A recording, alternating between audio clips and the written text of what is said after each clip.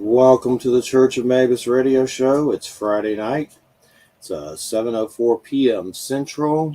We got Wham here representing tonight up in Hudson Valley. Heidi ho. Heidi ho. I still haven't seen that David Paulides missing 411 UFO connection one. Now he's just going full throttle with it, like the paranormal. Like he used to hide it. But like I told the story when I interviewed him in written form, I had a question about Bigfoot, about the missing people, and he's like, Jeffrey, I can't talk about that because people think I'm crazy. But now he's going full throttle with it, which, I mean, there's some cases that may involve, I don't know, but I want to see the UFO one. I'll watch it eventually one year. You have to pay for it right now, so I was hoping it'll go to like Hulu or something, like for free or something. At some point it will. But I may pay for it, but it's not that much. But let's see. Next week, I think is a person that Stephanie Quick got the interview. Is Stephanie sitting in, as she said? I mean, she's welcome to. I need to ask her. I don't really know. Well, I don't know. You need to ask her. She's been having some health issues, so.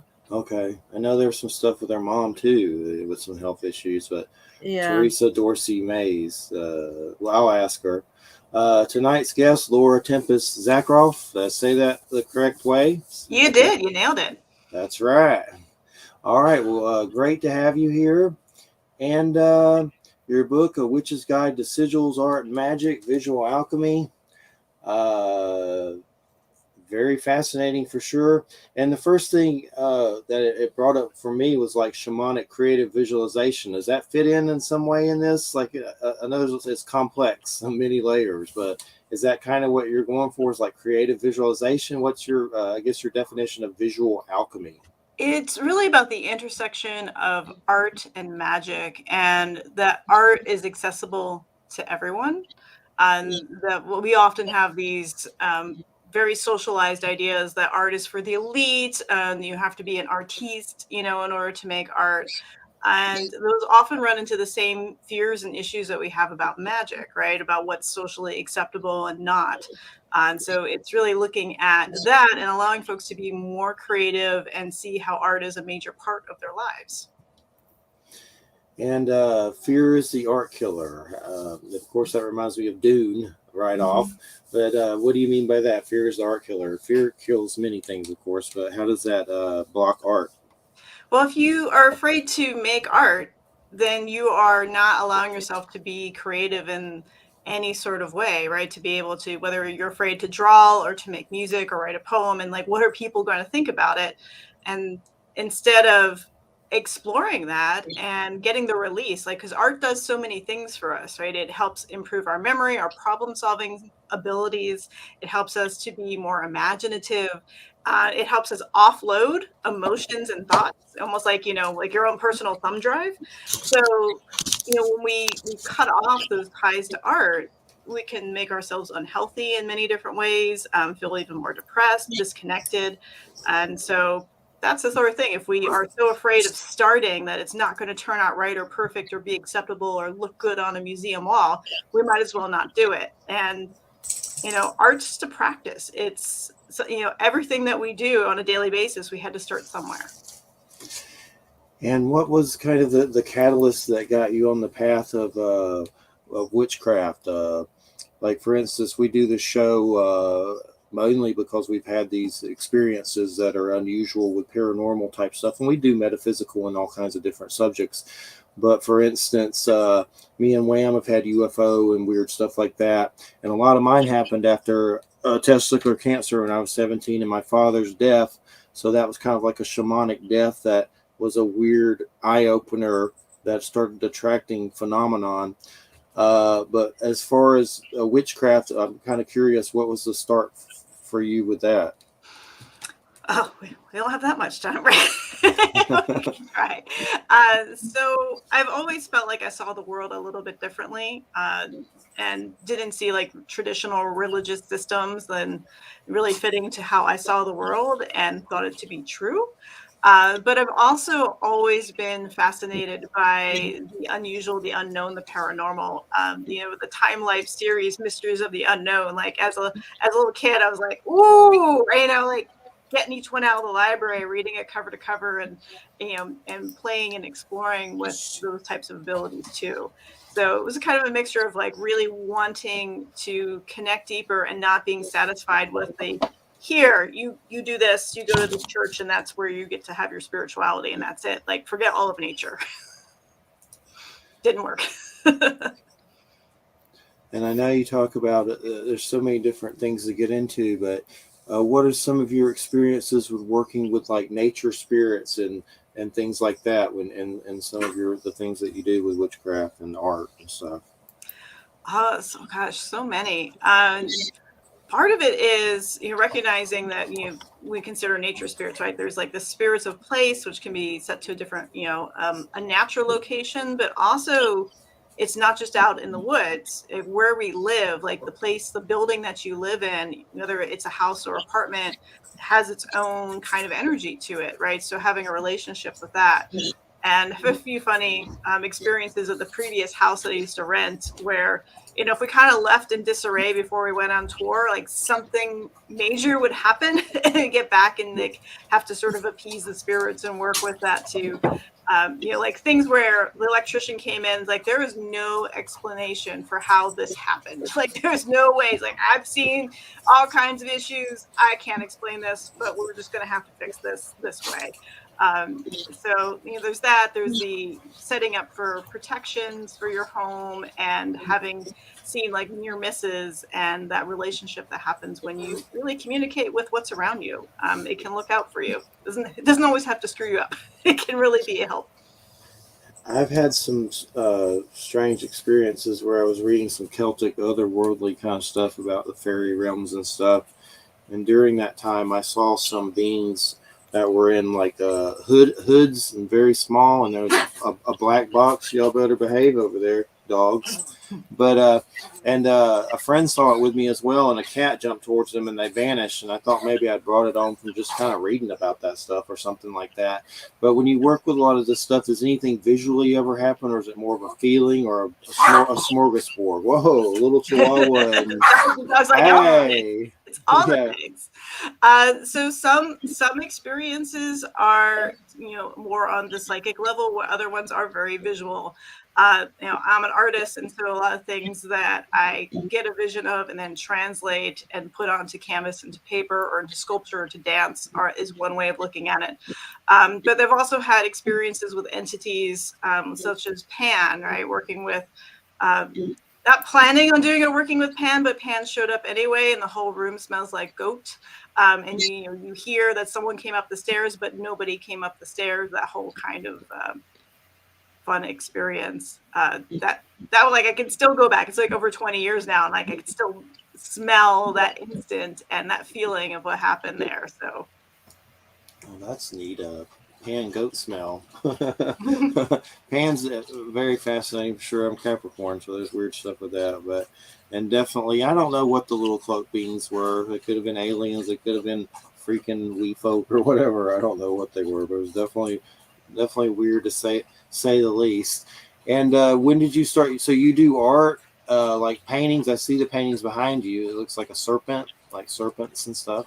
Yeah. Right now I'm working on a large painting of two serpents, and there's one. These are kind of more spirit paintings, right? Of an owl, and there's a hare. So you're preparing for an exhibition that's based on working with animal spirits.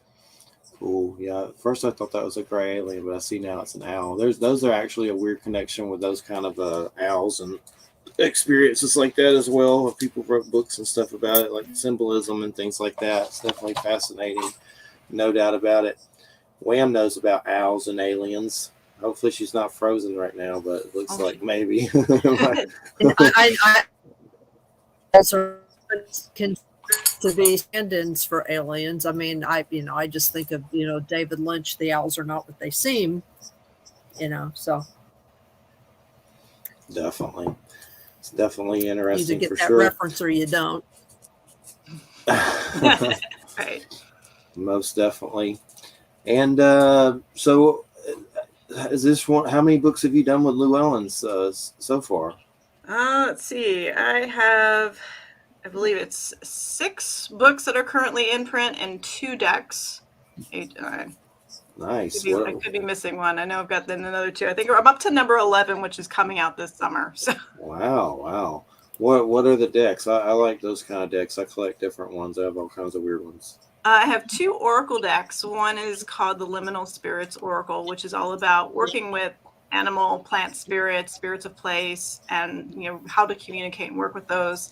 And the other one is the Anatomy of a Witch Oracle, which is based on a book that came out in 2021 about how to embody your magic. And so it's a really good tool for when you're like, what do I need to do? It feels like something's off. It can help you tap into either what's off in your body and your spirit, but also design spells, rituals, whatever it is that you need to do to create a shift. Definitely, and sorry if the little dogs keep making noises like they're grouchy tonight for some reason, but I'm trying to mute it at the same time. Right. Little dogs are a little dog.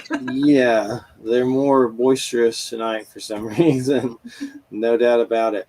So when you got into a path of witchcraft, did you find other people that were into it? Where were most of your teachers? Was it authors, or did you actually meet people in your area? So I went to high school in South Carolina in the 90s, so that was a very interesting place. So I was reading about things and not really finding people who were very much interested in that because, it's even in Columbia, it's a mix between very conservative and liberal. I had a friend who was playing Vampire the Masquerade and like burned all his books and, like all that kind of stuff. So you're like, it's probably best to not be out of the broom closet here. But when I went to the Rhode Island School of Design for college, I found in Margot Adler's Drawing Down the Moon, there was a wonderful list of resources of different groups and organizations, send out for all the magazines. And when I got up here, I didn't quite find a group that I gelled with. So I ended up founding the first RISD Pagan Society, which then pulled into Brown and all the other universities, and then went beyond universities just like anybody. So it's like sort of, if you don't find the right fit for you, you can make the friends you want to see in the world. It's a very much a big Field of Dreams person. If you build it, they will come. And the sigils, the symbols and everything, did you come up with those for each one, or is it from somewhere else? How did you do the sigils? So the sigils it started off as part of my art making process of, when I am creating a piece of artwork and sometimes I'm seeing different patterns and designs in there. And I'm also wanting to set, either it's with a deity or a spirit or some other entity, like that conversation in there, I would create sigils. And a few years back now, I was giving a lecture on visual alchemy. This is long before the book. And I was showing, the tracing of humanity's, exploration with art. And I end with some of my own paintings that kind of talk about the process. And someone's like, what is that little squiggle happening over there? And I was like, that's the sigil. And they're like, well, it doesn't look like any kind of sigil I've seen before. How did you do it? I'm going to have to get back to you because it's something that I've intuitively done for, at that point, 35 years. And so I did. I deconstructed my method, and then I taught it at a workshop at PantheaCon, which is a big festival in California. And folks were like, you should write a book on this. And so I did. Nice. And so what are some ways, the way things are now in the world, it seems like there's a lot of anxiety and fear in the air. It just seems to get crappier almost every day on many different ways.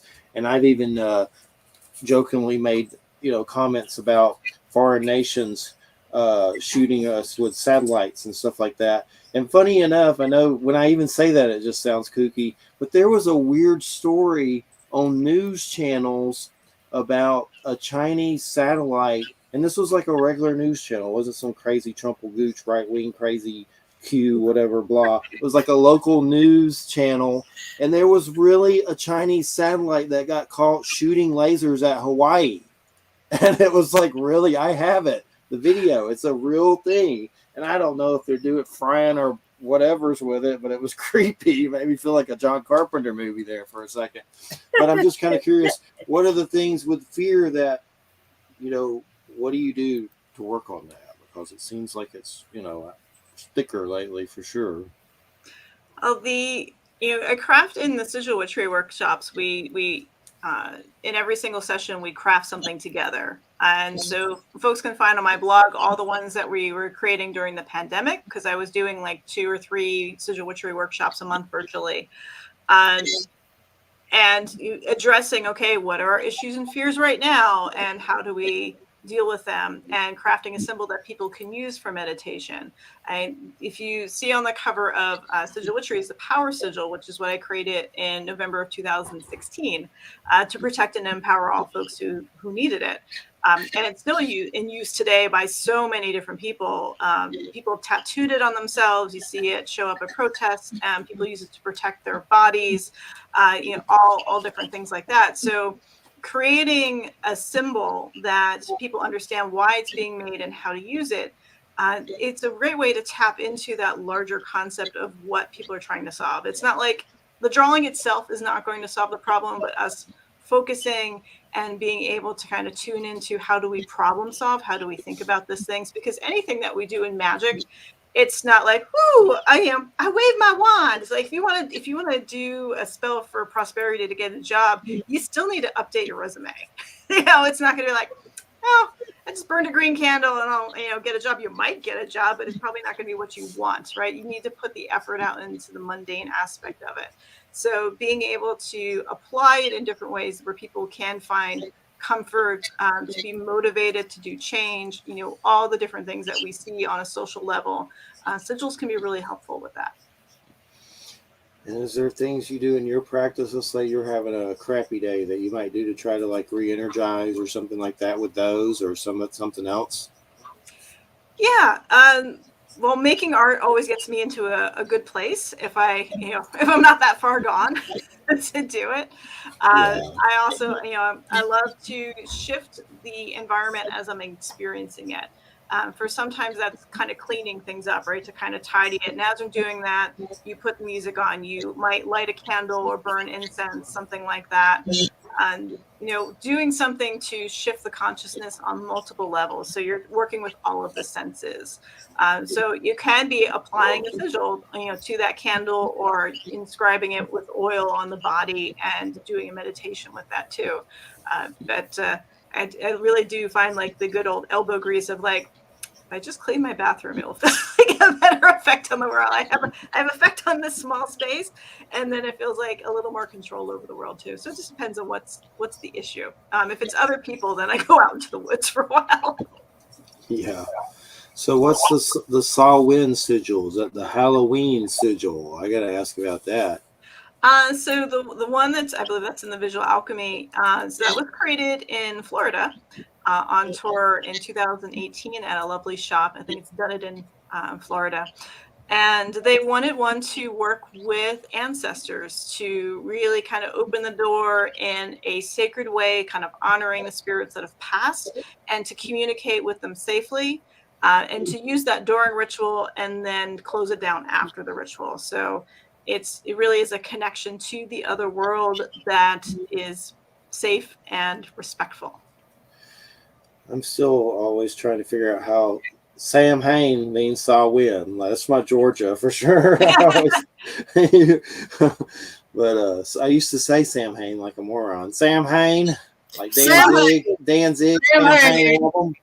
The thing is, that means you've read it, or whoever you heard it from read it first. It's like we're always quick to say people say something wrong. It's like, well, we showed you read it. You were paying attention somewhere, and the Gaelic and Celtic and various, depending on where you're, looking at, they don't often make sense, especially to Americanized language, until we know, to look out for this combination of that. There can be hard words, and then things still get Americanized, like Aradia.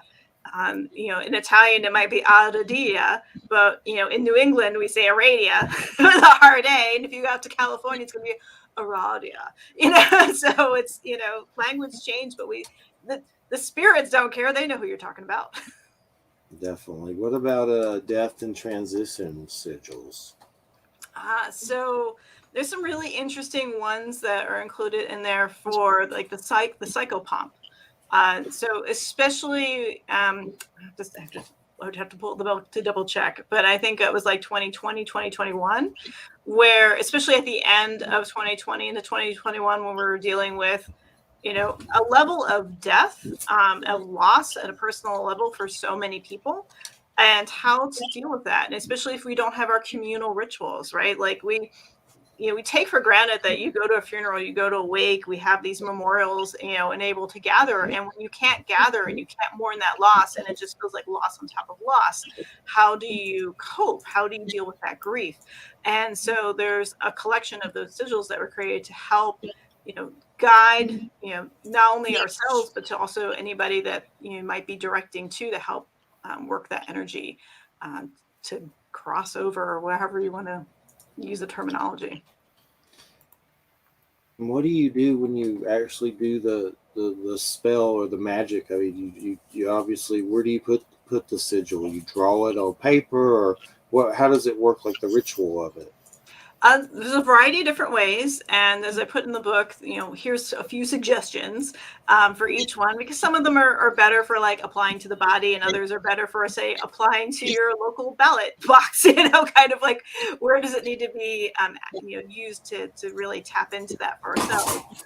So if you're doing something that is a memorial, right, to do the psychopomp sigil, or one of those ones for that, I might set up an altar to the deceased, who might, who have we lost in that year, and put that on a candle and do a meditation to enact that, to really communicate, if you will. And it might be something that I do for a series of days, where it's just a few moments each day to kind of touch base with that spirit. Or it might be something that's part of a larger thing where a bunch of people are getting together, post-pandemic, to be like, let's celebrate those who we've lost and acknowledge that grief. And so they might put that on a bunch of candles, but they also might put it on the floor, to kind of put it on chalk. Or you can actually dance most of these sigils, where you're thinking about the shapes and the lines and kind of move that through your body. And that can be really cleansing and amplifying if you are able to do that. Not everybody feels like they can dance and move easily, but even just tracing it with your fingers can feel a sense of power and engagement. And what's a psychopomp again? I know I've heard of it, but what is that again? It's someone who guides the spirits to the next world. So that, for some people, they would say that's an angel. If you go into Greek mythology, crossing the river Styx with Chiron, that kind of energy in there. Some people see it as an animal guiding them. Some people see it as an ancestor, but it's someone who eases the process and guides into the next existence. Is that the same as a tulpa, Tulpa? I have to spell it because I don't know if I'm saying it right, but we haven't said that. So tulpas, if you go into the roots of that, it's from Tibet, and is more about the concept of thought forms. Though what we know as tulpas now in modern culture might not exactly translate back to the 13th century text, 12th or 13th century. And it's also, we have a stepping stone in between, which was a spiritualist who was observing the Tibetans and said, I think this is what it is. And then people take that information. So it's more of the be able to create an entity of some sort. People like to say kind of the create your own imaginary best friend. I think that's a little disrespectful. But for some people, that's a really powerful coping mechanism for them too. And that sets off a whole other thing. But we tend to see, psychopomp is something that you personally connected to either through your religious beliefs or through your lineage. That seeing that when people have near-death experiences and they oh, my grandmother was there and sitting with me and said, it's not your time. That's kind of a psychopomp moment. Definitely. And what was there was a chapter, I'm trying to find it again, on Slutty Muses. I remember that, but what was that chapter about? I've asked. Yeah, it's a good section. I was just talking that with my Patreon folks the other night. The Slutty Muses. So this is the kind of the art of multiple discovery, which is where when you look at human civilization, that the same idea pops up in different places. And, some people like say, oh, well, obviously aliens visited everybody and that's how it is. But we also have a very linear way of problem solving as a humanity. It's like cauldron. So I wrote a book on the witch's cauldron.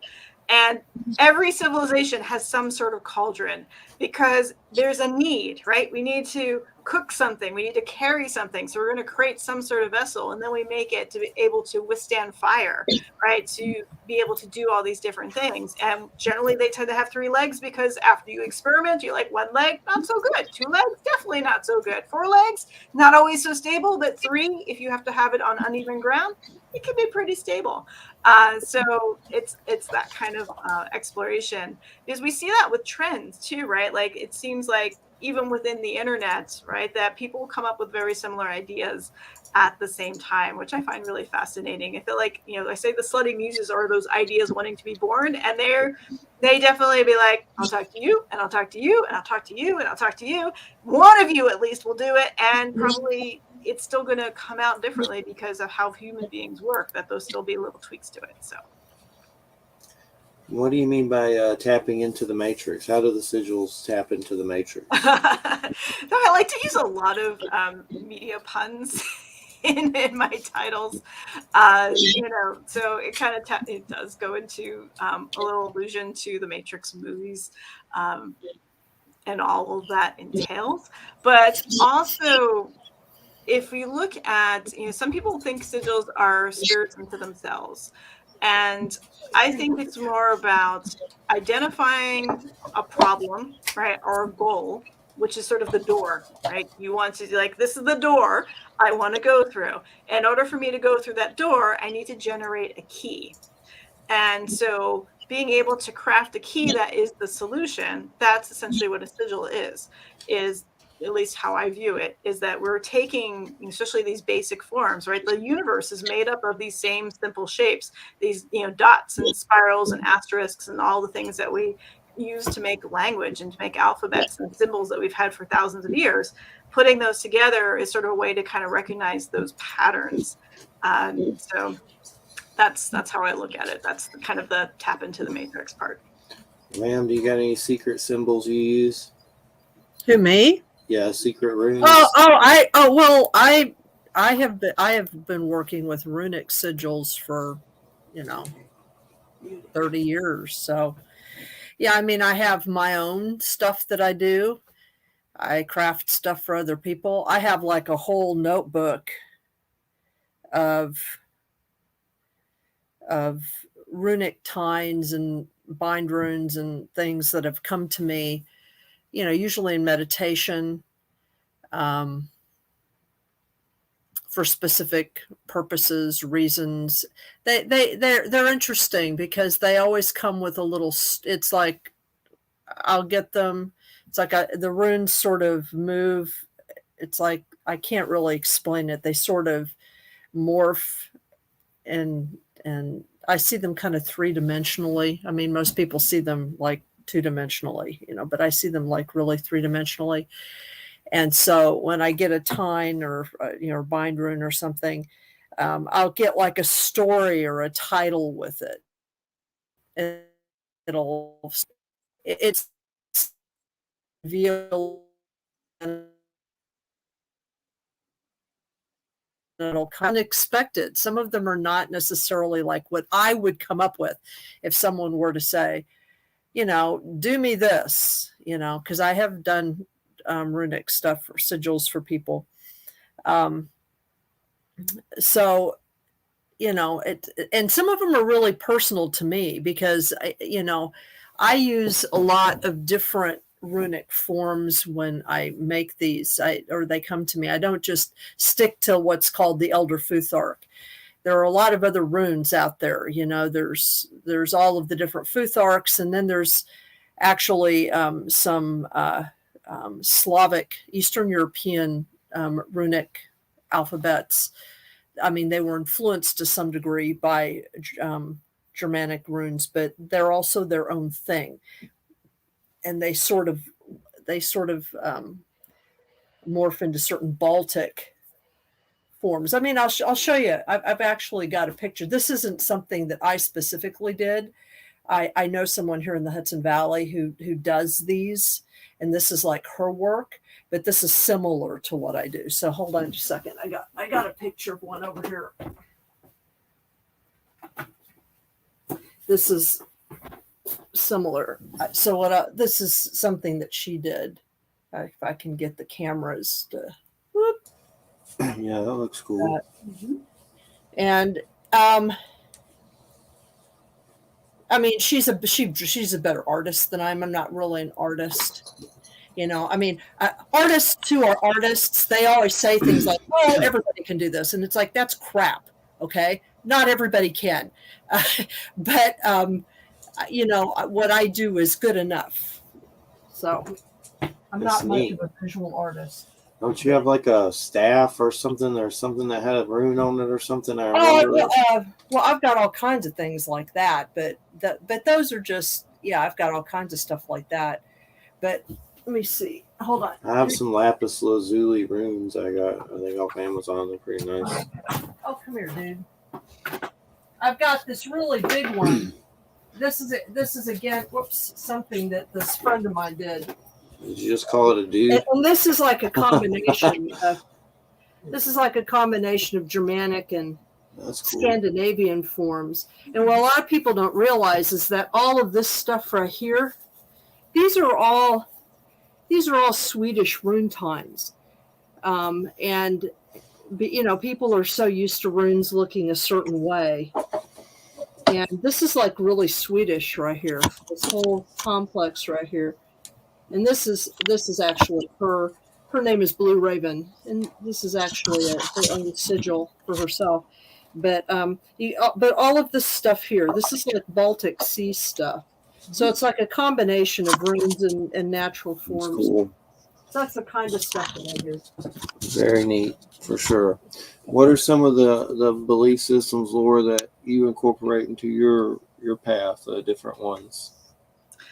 Well, I come from a long line of people who slept with other people from different cultures. So I have very much influenced by Slavic and Mediterranean and North African beliefs and imageries and such, because that's what it comes to and what I've worked with.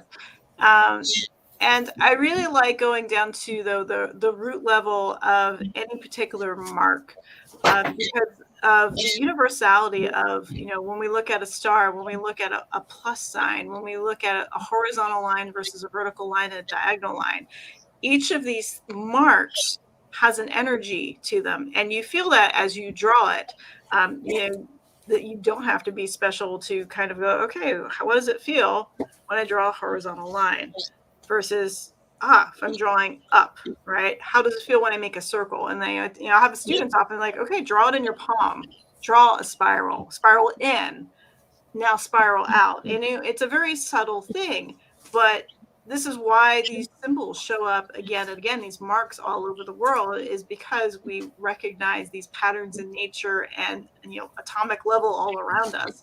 And so I love going to those, very simplistic, the dots and the lines, and they often create bigger symbols and marks, right? But it's like when you're starting off with what is the essence of this energy or concept I'm trying to get across, they can build upon that.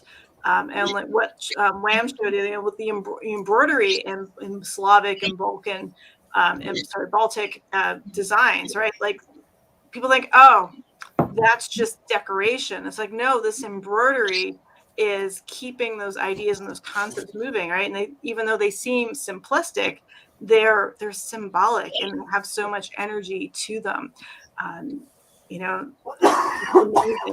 Whether you're looking at runes or the Ogham, or any other kind of system and alphabet that we have in the world, as long as somebody is familiar with what they're working with and kind of feels it intuitively, you're going to yield something that's powerful. Versus the person's like, let me Google symbols that mean this. Be like, oh, here's a Japanese character. I'm sure that means exactly what I think it does according to Google. And, even though you don't read, a character of Japanese, like that's not the way to go around it. But things that you have built a relationship with can be really simple and powerful at the same time. What about the community sigils, a sigil to build and strengthen community? Mm-hmm. So that was created in Phoenix, Arizona. It was a 2018, I think, that tour. And the shop where that workshop was held at, they're one of the major shops in that area, and they were also home for their local pagan pride event. And they explained to me about their particular pagan pride is done by kind of a council of all different traditions. Versus like, in most areas it's like, oh, here is the the dapper druids are doing, hosting pagan, like this particular group or temple or church, right? So instead, they're pulling people from different traditions to make a most inclusive pagan pride. And for that, they really want to tap into that community strength and build mutual respect between all of these different traditions. And so that was the initial concept for it. And that's something that can be applied for any area where you've got different groups, where you want to work together for a common cause. Whether it's for environmental reasons or political reasons, all these different things, you can use that sigil to pull people together and kind of unify the concept and give them a basis to be like, all right, remember, we're in this for a bigger picture rather than just our individual needs. It's what do we create as a community. And how is this book connected with the Sigil Witchery, the other book? They're connected, right? They seem like it. Yeah, they are definitely siblings, and they are the same shape. Right? They are both squares, so they have that. No, they have that in common. But it's a little more visual alchemy is more than Sigil Witchery 2.0. It is refining sigil techniques. So in the first book, I really tap into the language of the marks and how to do the method, and then you're kind of getting a design school education for free. For a lot less in visual alchemy, because thinking about, all right, how is symmetry important with this sigil, or how do you asymmetry is going to be more important? How do you simplify things? Because when people are starting out, they tend to want a kitchen sink, a design and put everything in there. And if you need hundreds of people to redraw a sigil, it can't be that complicated. So there's guidance on that. But it's also going in depth into how humanity has developed as a civilization because of art, and recognizing that regardless of how we see ourselves, we can tap into the benefits of art in many different ways. And so it's using that to consider not just sigils, but how do you craft a ritual? How do you work and collaborate with other people using art? And then you've got the archive of over the 50 shared magic sigils that also work as great examples, because you can see not only what the sigil is, but I give you all of the information about what went into it and then how to use it. And then also, how might you want to modify that? And pretty much all the questions that people have asked me over teaching, sigil witchery for hundreds upon hundreds of times now, it seems like, thousands of people, you kind of pick up what are people's most problematic issues or questions, and solving those in the book. I keep seeing the word liminal come up with your oracle and another book. What's liminal mean? Liminal? Liminal is in between. Right, so it's the in-between space. So Weave the Liminal is about crafting an authentic practice for yourself. And I look at witchcraft as weaving, right? Being able to see all of us as threads, and that we're creating patterns together, that we're interweaving our experiences. But also as a witch, we're dealing with the seen and unseen worlds, right? What is physical? What is metaphysical? So liminal exists in that space of really not quite here, not quite there. It's sort of existing in between all of this. So kind of, you might have heard the ritual expression, in a place that is not a place, and a time that is not a time. That's a very kind of liminal concept. You have a peacock card? Is that a peacock? It looks like one in the liminal deck. Yes. The little mandrake and the peacock. Mm-hmm. That's all your art, right? Yes. That's cool. I see the mushrooms and stuff. Very neat, for sure. I've had some weird experiences with what I would think would be those kind of like fairy kind of spirits. Like there was one time there was some strange silver lights in the trees out in the yard, and it was almost like there was Christmas lights on them, but there was not. And I had to go out, like, look, is there a cord out here?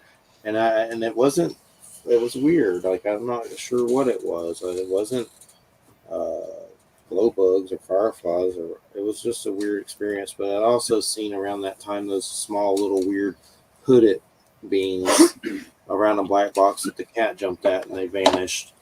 And I know at that time I'd been messing around and reading Celtic otherworldly kind of stuff and things like that.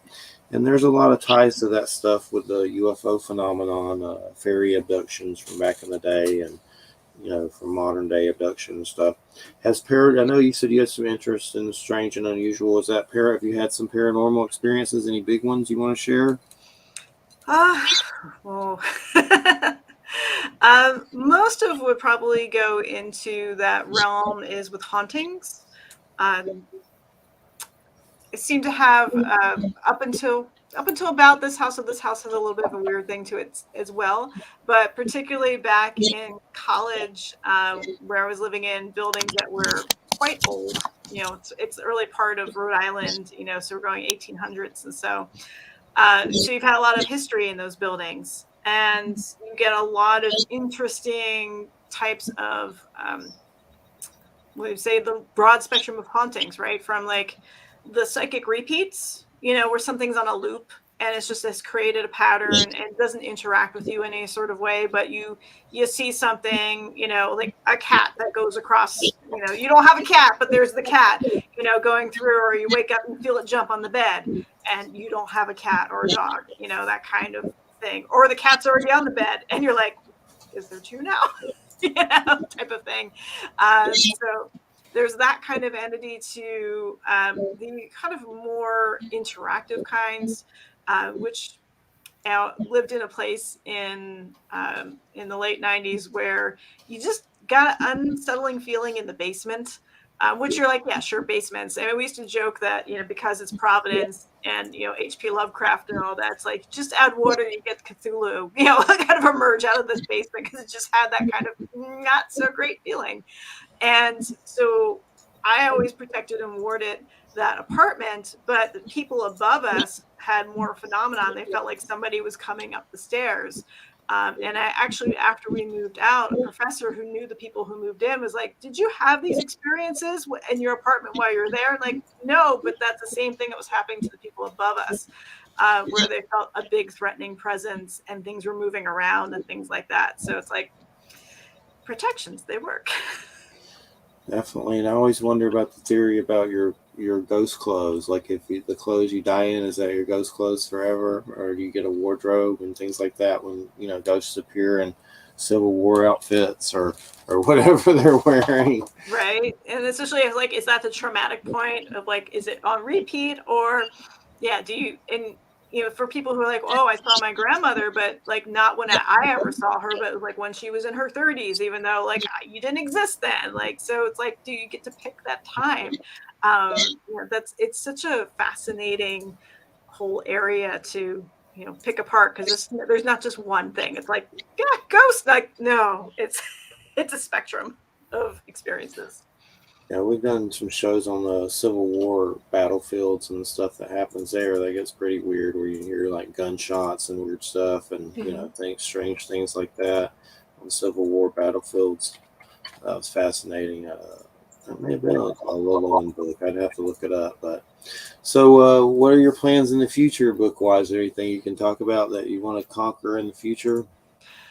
So the next book that comes out is Gemini Witch, which is part of a series that Llewellyn's put out with co-author Ivo Dominguez Jr., so it's all the sun signs, and one witch from every sun sign co-wrote the book with Ivo. And so I'm a Gemini. I got to write the Gemini book that comes out this summer. I'm currently also working on a tarot deck that's in the developmental stages, as well as another secret project or two. But mainly right now I'm diving into artwork and kind of just enjoying make art, worry about words later.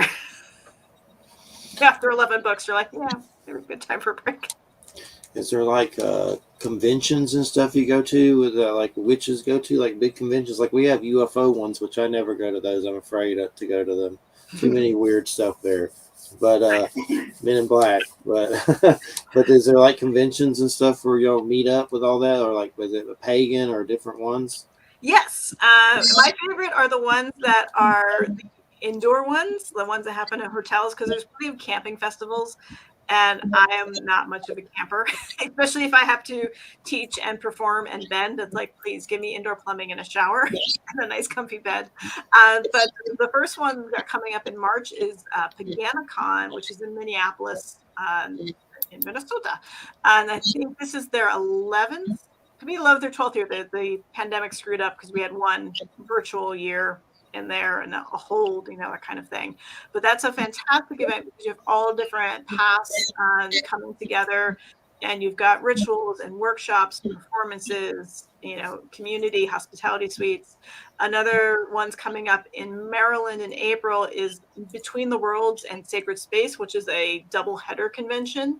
And so every few years they get together, instead of having two conventions competing, they team up. Great way of doing it. So I think it's April 6th through the 9th. And then down your way in July is Mystic South. I think this is going to be their 4th year, and that's just outside of Atlanta, or it's in the Atlanta circle of things.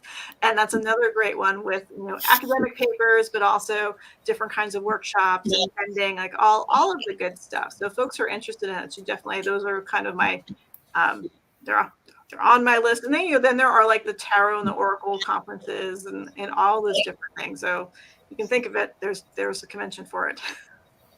Nice. Have you ever been to that Necronomicon one? That was a Necronomicon or something. I've seen that's up there. I'm probably going to go to that this year. Sounds interesting. The next one is in 2024. They do it about every 2 years. So there was one this past summer. And that tends to happen in Providence here in August.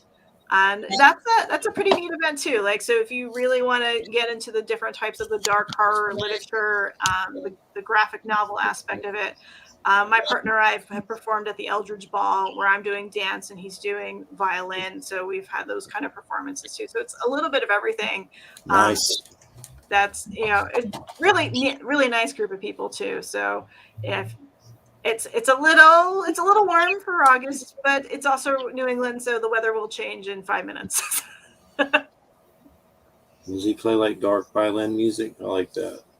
Yeah, so my partner is Nathaniel Johnstone, so folks can Google his stuff, but he does all sorts of amazing violin work, as well as he's got songs that he sings with guitar and accompaniment. We have several band projects. And that explores the mythic, and he's got some that are silly songs, and then I write a few songs that are a little more dark and spooky. I don't sing though; nobody wants me to sing. And I found his site, NathanielJohnstone.com, right? Yep. Cool. What is your website, or any links you'd like to give out? So my main author website is lauratempestzakroff.com. And that will get you pretty much to all the other little social media sites, including my shop where my art's at, my Patreon, all that kind of good stuff. So as long as you get all 3 words in there and spell my last name correctly, it'll get you there. And you ever messed around with those Necronomicon symbols from that Simon paperback? I have, but in stupid ways, just drawing them and stuff like that. I know there's a lot of controversy with Peter Levenda. We've had him on being Simon and stuff, which supposedly he was part of that, but it's more kind of complex. But that book always creeps me out in those symbols, and a lot of them do look like maybe symbols of Solomon or something, Enochian and kind of stuff like that, or I think they're borrowed from different things. But either way, for some reason, that book may be fiction, but there's just something creepy about it. Creeps me out.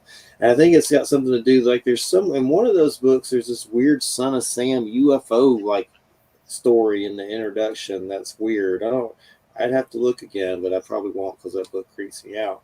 But there's I have them somewhere, but there's some weird story about like a UFO sighting in Son of Sam. Like, I don't know how the hell that ties in, but I remember some weird, like in the introduction or something crazy. But it's an interesting book. But that and Donald Tyson, I have his Oracle deck. That one's creepy. It's a Necronomicon like tarot. You're like afraid to use it almost. That's kind of like I kind of compare me messing around with the Mabus name. Nostradamus, Antichrist. No one knows what it means. Nostradamus never says that. John Hogue, a white dude, made a documentary and said that like in the 80s, and everybody believed it. But that name is kind of like messing around with that, like Necronomicon to me in a lot of ways. The foolish Bruce Campbell situation. Right. The fool. But well, it's been great having you on, and we appreciate it. Where's the best place to get your book? I always recommend local shops, and Llewellyn is carried everywhere. So if you can support your local shop, your local indie bookstore or wood shop, that's the best way. I also offer through my website if people want a signed copy. And then if if you don't have a local wood shop, then there is the internet, either Llewellyn.com or the Big A. And I look forward to the tarot you're doing. I know the little one has that always free online tarot. I used to use that all the time. I still use it once in a while, but they used to have this cool King Arthur one up there, and I had to rebuy that set. I forget, it's called Legend or something. That's one of my favorite decks. Yeah. Arthurian. Yep. It's out of print now. Yeah, I know. I had it, but something happened to it, and I had to go try to find another one. I had to pay something stupid for it, but I did it. It was a while back, but I love that deck. It's a good one for sure. The Merlin and all the stories and the weird, the mat with the tree of life and all that stuff. It's really a good one. But yeah, keep us in the loop on your tarot. We appreciate it, and thanks so much. All right. Thank you so much for having me. Thank Have a great weekend. All right. Take care. All right. All righty. Let's see. You're listening to United Public Radio 107.7 FM New Orleans. And let's see. We got Bobby Dizzle coming up next. And for the second hour, we were on Roku. Like, we got to test it. We were on it at some point. We got what? Roku. That's that thing you put on your TV. I know what it is. We're on the network's on Roku now. Oh, really? So yeah, we were on there, and you have to do some other stuff to be on there. It's kind of a pain in the butt. I have to figure it out. But we there was like everybody got a test show, and it did go across there. I don't know how good it did or whatever. But I got to ask Stephanie about next week. If she wants to sit in, that's up to her, of course. I'm going to go to the bathroom while we've got this. All righty. While you're here, if I say cantaloupe, that means I need to go. Okay. All right. Yeah. Where's our bathroom break? I'm going on a strike. But I'm kidding. Coming up. We'll talk about this when Wham comes back. Let me go ahead and get Bobby here. How's it going, Bobby? Ready to rock. Lock, cock, and ready to rock. That's right. Rock and roll it. Get it Got ready. some fresh coffee here. That's right. That's the way to go. I have to be careful with coffee lately. It makes fun. The medicinal and coffee at the same time does stuff to my heart. I'm getting old. 48. But sadly, I can't go near the medicinal. Yeah, it depends on the different ones. There's indica, that's more calm, but even some of those will kind of mess with you. Mm-hmm. Those sativas, got to be careful with those for sure. I can't believe Alabama just got medicinal. Wow. I'll never be able to use it. That's where I live. Is it? Just your state and everything. Mm-hmm. But I work for the Army, so I can't use it. Oh, not unless it gets federally legalized. Sadly, that may happen one year. So what do you do? Maybe. But what do you do with the Army? I'm a network engineer, IT guy. Network engineer, nice. Mm-hmm. It's boring. It's real. What do you do? Like just do computer stuff all day? Mm-hmm. I kind of do these video teleconferences like this. I set them up for like Army people. Mm-hmm. So this is kind of what I do for a living. I'm kind of into it. Nice. I just get kind of bored with the subject matter a lot of the times because it's just like I don't care. Yeah. Is it they use StreamYard mostly or different ones? No, they use different, more high speed stuff. The video quality is just as good on StreamYard. They just talk about like boring stuff. They don't ever talk about like Chinese balloons or aliens. Well, I can't say if they did. That's confidential. But most of it is very boring. Like we always make a joke that you could put a gun to our head and we couldn't tell you what they told us. We just make sure it works. We don't care what they're talking about most of the time. Yeah. So how long have you been doing your podcast? I started in 2019, but I've taken 2 really long breaks. In April and October of 2022, I really kicked it up in the high gear. Okie dokie. All right, there's Wham. She's back. There she is. Wham and bam. Whammy. And Hello. you know Wild Trees? Is that he's been on a few times. I was on a panel with him back a year or so ago, and just kind of got introduced to his whole friends group, and that's where I kind of just leached off them and using that to get my guests and everything, the connections and networking. Nice. I call him my pseudo co-host because every time I do one, I send him a calendar. I said, if you come on here, I said, I want you on all you can, but you don't have to. He was on one last night with me. It was amazing. Wild Trees was? Yeah, about dinosaurs. Nice. I know. That's what I was telling Wham, for some reason, every time he's on, we get a ton of crap load of hits on his shows. It's like, and it's happened like twice in a row. I really like him. Yeah, I like the animal talk. It's hard to come by, so I love it. He and I got invited up to Minnesota to a Bigfoot sighting, and I'm in Alabama and he's in Texas, and that's like the other side of the world for me. Just to go to Plum to Canada, because I'd have to take a week off work. It'd be a thing. I would love to go because that guy's legit. I've been hearing stuff around. What state are you in again? Alabama. Oh, okay. I didn't realize. See it above my head here? I saw that at some point. I just forgot. But that's I'm right near Dothan, so I'm like Graceville, Florida. Are you? It's like right on the line. Yeah. And you sound kind of like it. The Baptist College. Yeah. Georgia originally, and then they came down here. But I've lived in Alabama before. But we're right across from this Baptist College. It's kind of weird. They have like this churchy radio show. They probably don't even know I do this radio show across the street from them. We probably creep them out. Should get them in there. Yeah. Baptists are fun. They come get me and lynch me. No, I'm just kidding. But they have this cool place with all these old churches that they brought from and it's this weird village. And I go there and sit, me and Christina. And supposedly there was some weird massacre with Indians and the priests there or something weird. It was creepy. It's kind of neat. But these people are weird. There was this nice yuppie house. I wouldn't say it was a mansion, but it was nice. They move houses like it's nothing. Like they take them apart. Like they did it with these churches and brought them in from old different places. Like there's a butter churning thing and some weird school building that looks like Little House. I call it Little House on the Prairie.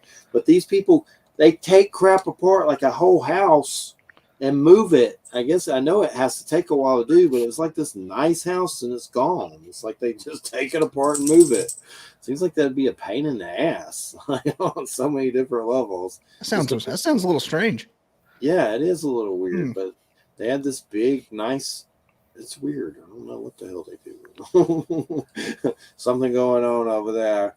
But so what kind of subjects do you do? I know you do Bigfoot, which I definitely want to get into that. I love it. Anytime we can talk about that. But you do other stuff too, right? Yeah, so I started a podcast. I called it The Podcast for People That Love Podcasts. And to me, a podcast is conspiracy, it's true crime, it's paranormal, and it's rabbit holes, no matter what they're about. So I started off with friends from back home because I'm from Scottsboro. So I had just small towns. Everybody knew everybody. I just started getting interesting people I went to high school with. And then we did movies. And more and more the paranormal kind of filtered in. That's why I just kind of do a lot more paranormal, strange science kind of stuff. And you had a story I saw recently about someone what was a Bigfoot and a shooting or something? Oh, yeah, 1982. That was insane. Guy from 1982. I think it was in Vermont in 82. He was sitting in a tree stand and saw a Bigfoot and run out, grab a deer, grab its neck and shake it and killed it. One hand.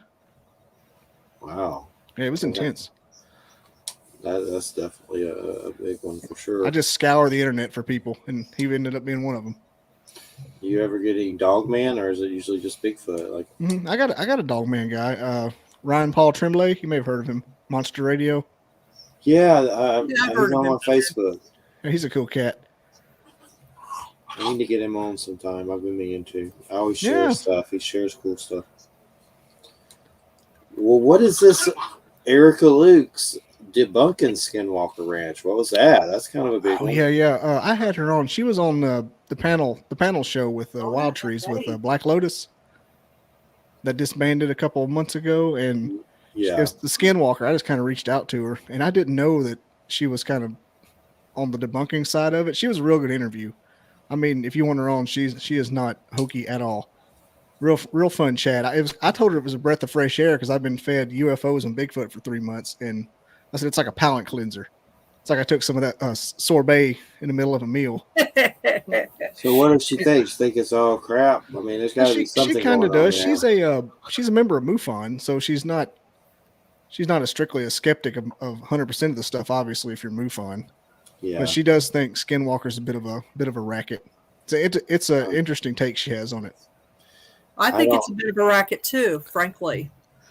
Yeah, it has racket potential. I mean, I live really close to where Travis Taylor, the host of that show, lives, so I've always liked him. So I don't speak ill of the Skinwalker, but I tweeted that episode on Twitter, and Travis Taylor actually responded. I'm like, please don't hate me, man. I was like, I just be my friend. All of a sudden, I'm like, she didn't mean it. I promise, she didn't mean it. I think there's some things there, but I mean, who's to say they don't just add some crap for the hell of it? You know? it's got Zach Bagan elements to it, no matter which way you split it. And definitely interesting. I just had Mark Muncie on, and I've hung out with Stacy Brown, and are you familiar with Stacy Brown and Bigfoot and all that in this area? I've probably reached out to her. It's a dude. He's been on Finding Bigfoot, but he in Alabama. No, he's in the Panhandle of Florida. Him and his dad got some infrared of a Bigfoot, and it was big. Like they got it out in the backyard. Yeah, he's in the Panhandle. But Stacy Brown, and he is on my Facebook. But supposedly the dogs are acting kooky tonight. We're fixing to beat them with a freaking wet towel. They don't stop it. Like they're being little jerks. My chiropractor did that to me. She said I paid $60 for it. But anyway, supposedly all these people, there are some Skinwalker type ranches here in the Panhandle that they're dealing with and going to, and they're keeping it on the quiet. They really are. I've heard about those more than once, even before I started all this. People reporting them, and I never could find anything about it. I just heard that there was a Skinwalker, a Skinwalker-like place in Florida, and it had big wolves and things, just like out there. Skinwalker light. Yeah, I couldn't say. I was trying to say light, like. I know. It's just funny. It's like, what would that be? Well, apparently there was like big wolves, just like the ranch out west. They won't tell us where they are either, and the people won't let them tell anyone. They're trying to do it anonymously, which kind of sucks. But I'd like to know where they are. Portals and thin spots in the veil everywhere. Yeah, I might have to interrogate someone to find out the location, but I don't know if I'm up for that. But I like hearing the stories. I don't know if I want to go get shadow people attachments or anything. Yeah. So, that's the main reason we do this show, is because we had weird stuff happen to us. My situation, which I've told so many times it annoys me, is testicular cancer when I was 17. Then a year or so later, my dad died, and I started to have a lot of weird stuff happen. Beings of light leaving my house, UFOs over my house, seeing some weird beings, different types. And I don't know if I've ever been abducted. If so, they've brainwashed me, or whatever, wiped me like an idiot, because I don't remember ever being on any ships or anything. I know, I believe it. I mean, I wonder sometimes. I've had them over the house and at different locations, very low, and it's like, is that here for me? And friends have been like, Jeffrey, you're attracting them here.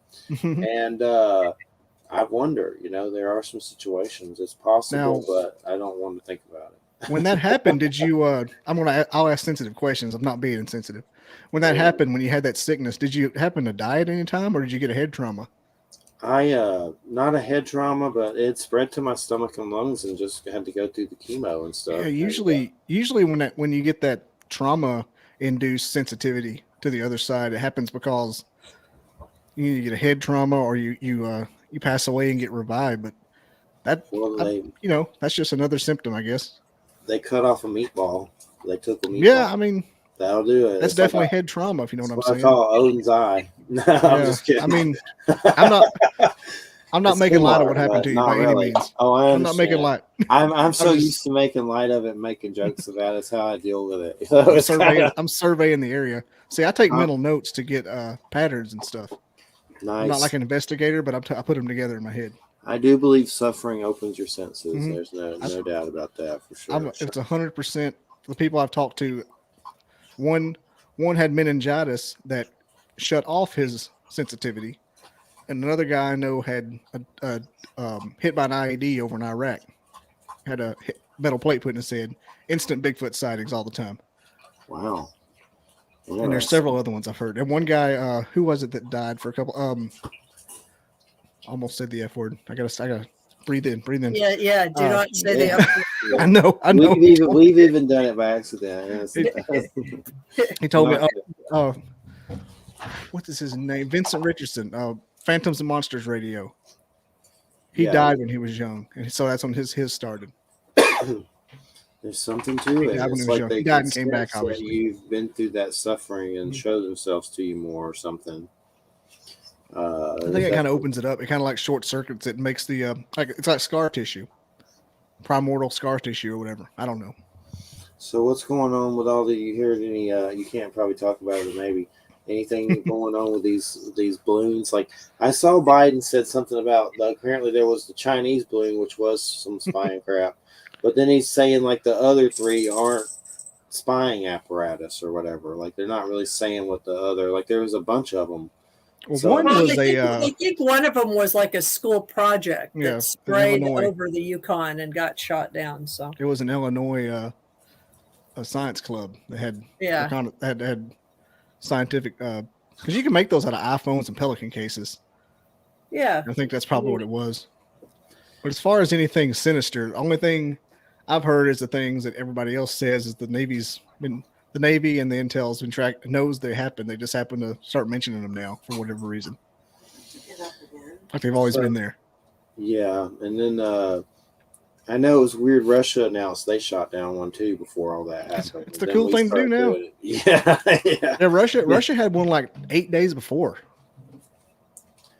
Yeah. Like when you search after that Chinese one went over, when you search for shot down, it was all the Russian story until ours took over. That was kind of weird, though. It's like they just started doing like the flexing, shooting down UFOs, like they're bragging to each other now or something. I'll be 100% honest. I don't watch news. I hear things from sources like our shows here and various podcasts and this one radio show I listen to. But I can't handle news. So I just, I listen to the details, and if one sounds interesting, I'll dig into it to not get the biased view of it. Yeah. But I can't. Some of it's like just so sensationalized. It hurts my brain. It's just parasitical and tabloid. Yeah, I don't tend to listen to American news very much because it's just too weird. So it's like sometimes you get more information unless it's like a local station. Yeah. Like if there's like I always look at the headlines to see if there's any, just to see like what's being peddled, and then sort of I do keep track of the AP and the Reuters feed because they throw up all kinds of stuff. It's they just and it's not just headliney stuff. It's all kinds of stuff. I hear if you listen to Australian news, it's real accurate to what's going on over here. Yeah, well, I listen to lots of different countries. Almost anything that has something in English. And actually, I can, if there are some European websites that are pretty good that have stuff that are bilingual, and then, but if there's like a story in the United States. And it looks interesting, I'll actually go to the regional and local news in that area to see what they say, because a lot of times you'll get more information that way. But it depends. The nationally spun part will be out of the picture. Yeah. That's the part that's toxic, nationally spun. Yeah, I mean, the big commercial stations, I tell my friends the only time I watch news is during a tornado day. Oh, well, yeah, right. Yeah. Obviously. Jeffrey knows about those. That was yesterday. Yeah. Well, I grew up in Kansas, so I know about tornadoes too. But tornadoes in Kansas? I didn't know they got those out there. Being a Wizard of Oz sarcastic. Yeah, well, I'm not in Kansas now. I'm not in those Kansas. Those are pantyhose. So, have you personally had any weird experiences, or not yet, or you'd like to, or? I would like to. I don't want them in my house, and so I tread lightly. Mm-hmm. I definitely have not had any, like, straight up. I saw this happen. I'm very sensitive to angel numbers and signs of that nature. I've started being able to pick those out, but that's about the extent. I'm sensitive to signs. I'm sensitive to how to ask for things from the universe, such as prayer. I mean, I believe in prayer works, but not like a wish, like some people think it does. So like 777 and 444. It's not like a slot machine. No, you always see the send more thoughts and prayers. I'm like, that's not what.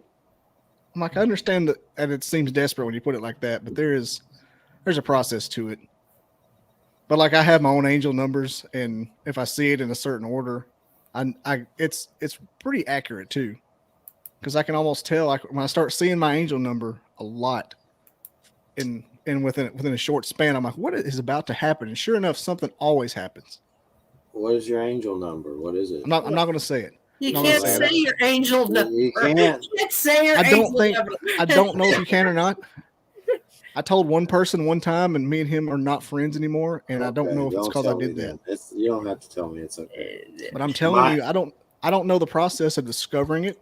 I don't know how I found it out, but looking There's back, a book, numerology book my mom always gives people. I forget the name of it. Dude, it's creepy. When I first discovered that this number was on everything that has significant in my entire life, my grandparents' phone numbers had it in it. My wife's phone number had it in it. And just, it's everywhere. And like, I took a giant pay cut one time, and I was like worried to death I was about to lose my house or something. And all of a sudden I got an offer. That was the number. It's like, what the absolute hell is going on here? Does it got to do with your birth date and stuff? It's not like 1111. And no, it's a random number. It's nothing. It's not a sequence. But like, I'll see that number with a number next to it, like XX7. And I'll look at this. You can go to, there's several, you probably know this. There's several sites where you can check out angel numbers and their meaning. Like there's sun scribes and sun signs. There's 3 or 4 on top of Google. It'll give the significant, and some it'll be like financial stability and your priorities, your family, and your plans will exceed. And sure enough, one time the angel number I got was that my intention would be granted, but not in the way I wanted it to. And sure enough, something I've been worried about got solved, but it got solved in a really weird way. But it's like you take a pig trail to get to the same place. It's crazy. I mean, it may be total coincidental. It may just be what happens in life, but from what I've noticed, it's crazy accurate, and I can almost like bank on it. If it appears in a certain situation, it's going to be very interesting as the turnout. Is there any particular people that get into that subject that you read, or I just started noticing. There used to be that Doreen Virtue lady, but she went kind of kooky and don't do it anymore, and like renounced it all or something. I asked a couple of psychics I had on my show about it, and they say it is true. If you identify it, then they really start pouring it on, because then it becomes like a connected dots for life. Cool. But I just started noticing it, like stuff, and they don't. It doesn't stay the same all the time. But if you start noticing a number out of the ordinary that happens all the time, you can look at that and what that means. And sure enough, it'll pop out. One time I saw it in a movie when I was freaking out about something going wrong. I saw this number in a movie that I'd been seeing a lot. And sure enough, the issue was solved within the next couple of days. Like something told me to watch that movie, and it popped on there on a license plate from Berlin. And Nice. yeah. Well, see, that's how reality is signaling itself to you. You know, it's insane. That creeped me out. You know, that's the day. That's the first day it hit me really strong, and then I started following it. Yeah, see what happens with me is that I'll have dreams, and sometimes I'll remember them when I wake up, and sometimes I'll wake up and I'll instantly forget them. You know what I mean? It depends. Mm-hmm. But then sometimes I'll write them down if I remember them, and then now this doesn't happen all the time, but it happens a lot. That later on in the day or the week or the month or sometimes several months later, something will happen that will be exactly what I dreamt. And I mean, like sometimes down to fine detail.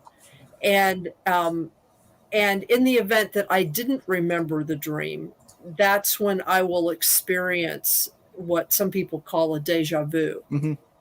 But what's weird about those deja vus is that they always come with like a timestamp. Like I'll remember part of the deja vu will be that I'll remember exactly when I dreamt it. You know, like it'll say 6 months ago, 3 weeks ago, you know, something like that. And sometimes the information is just useless. You know, I mean, in the sense that it's not like it's not like valuable. It's just like a signal for me. Like and this started way back in high school. Like I remember, I mean, and I graduated from high school over 40 years ago. You know, one of the most striking instances I ever had was that I dreamt this song. I dreamt like, I don't know, it was like maybe the first 2 or 3 stanzas of this song. And I actually wrote the song out. I mean, I actually wrote the lyrics out and put them in like a notebook. And it was, I don't know, it was like a year or 2 later that I heard that song with those exact lyrics, like and they hadn't been released yet. When I'd had the dream, this was it was a Jethro Tull song. It was the song "Thick as a Brick," which I don't know if either of you are familiar with, but thought you were going to say Jeremiah was a bullfrog. No. I've heard of Jethro Tull. I've heard of him. I know who you're talking about. Yeah, well, this is like one of their classic albums, "Thick as a Brick," and and the reason it was important is that the second it's on a vinyl, you know, it's on an LP, a vinyl LP, and the second side of the vinyl LP, that entire side is one song. It's like really? one composition that's like, you know, 25 minutes long, but there's a whole bunch of stuff in the middle of it, but at the beginning and end of it, there is this song that sort of this melody with stanzas that sort of act as bookends. You know what I mean? You know, they begin and end the composition, and that was what that's what I dreamt. And it's bizarre. It's like, I mean, we're talking word for word, like 2 of the opening stanzas. What does that mean?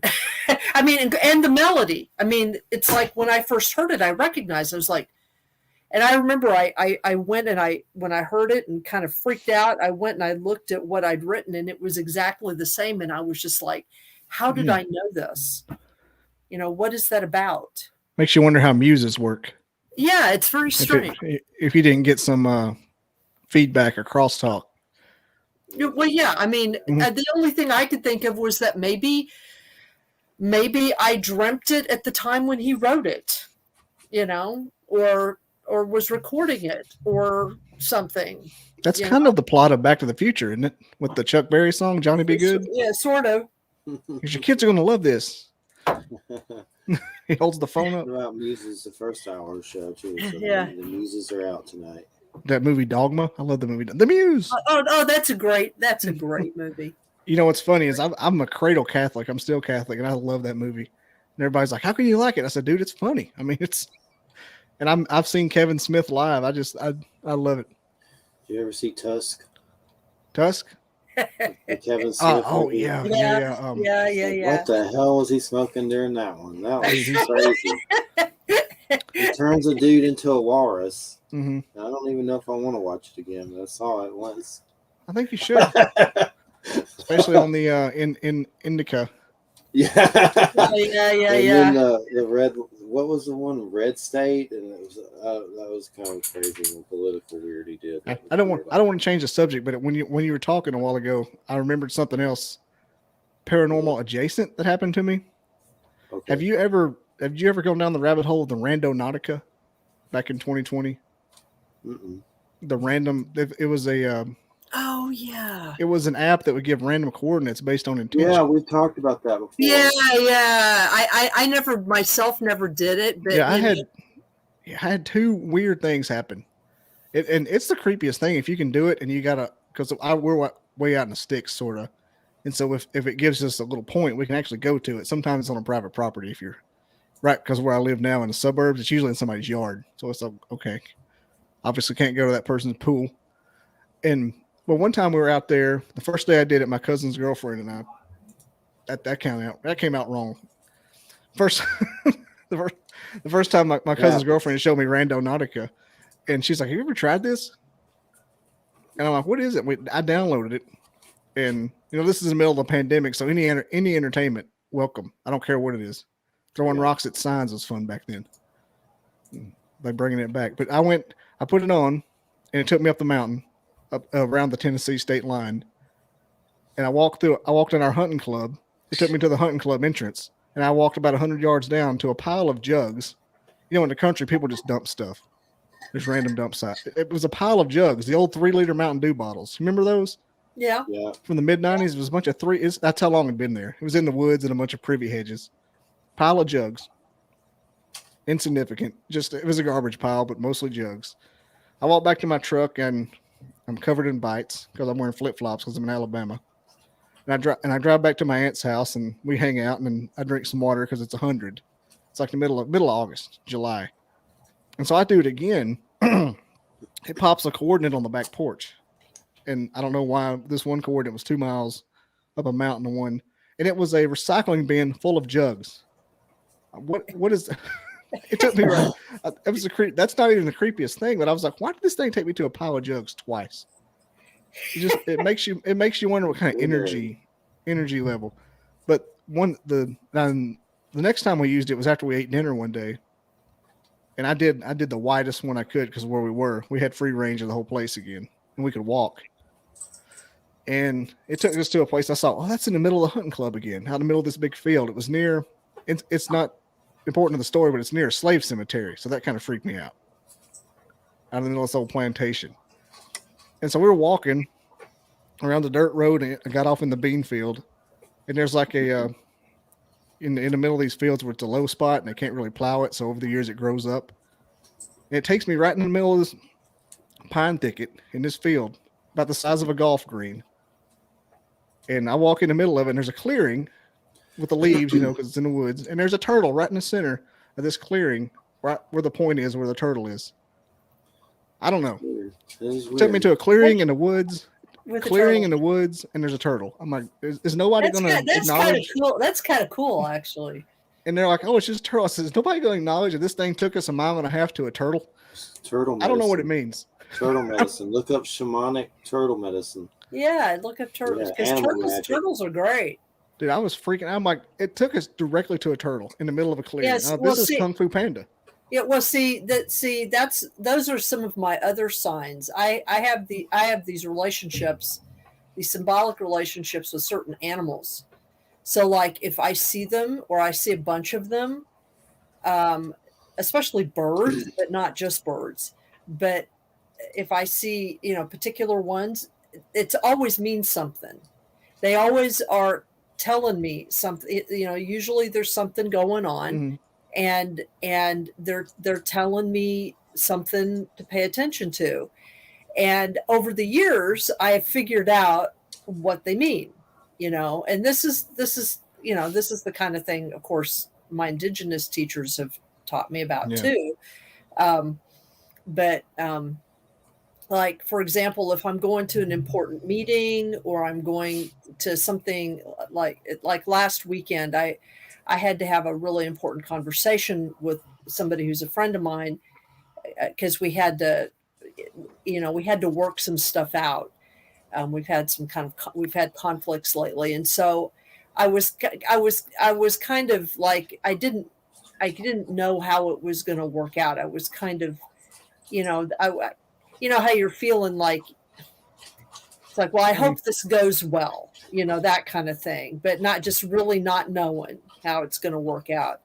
And, or it can be any meeting, like, like if my, for work or something like that.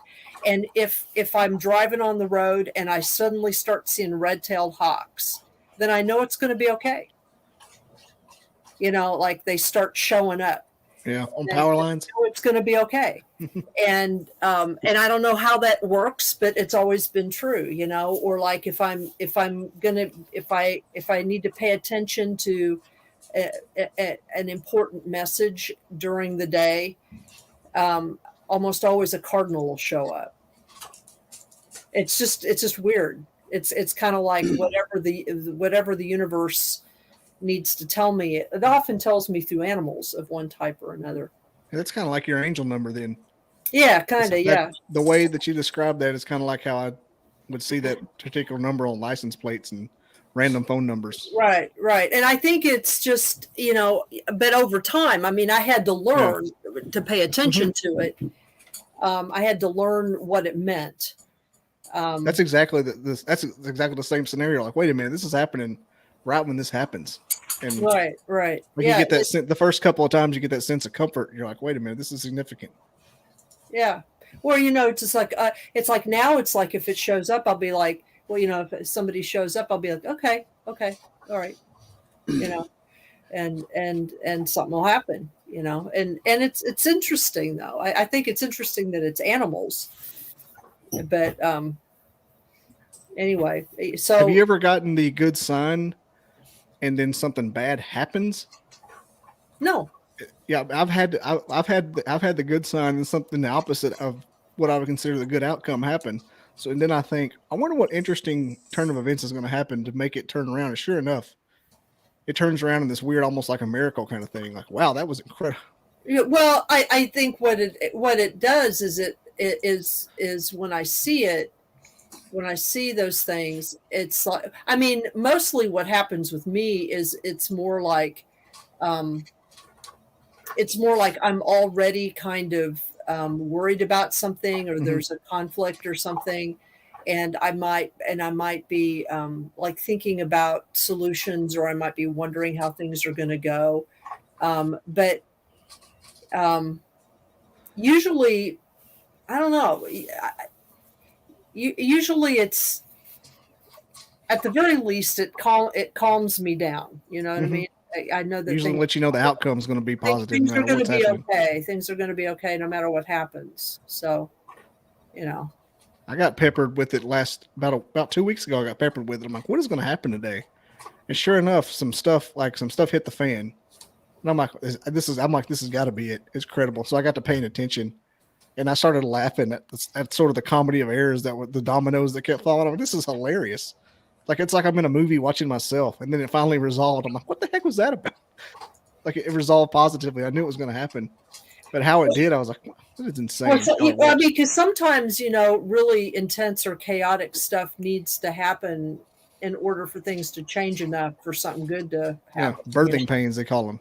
Yeah, or whatever they are, So, and a lot of times, at least in my life, things that I thought were really crappy at the time turned out to be really what needed to occur. Most of the time. Yeah. Good. I mean, and then sometimes there are things that happen and it's like, and you go on, I'm like, what the hell happened?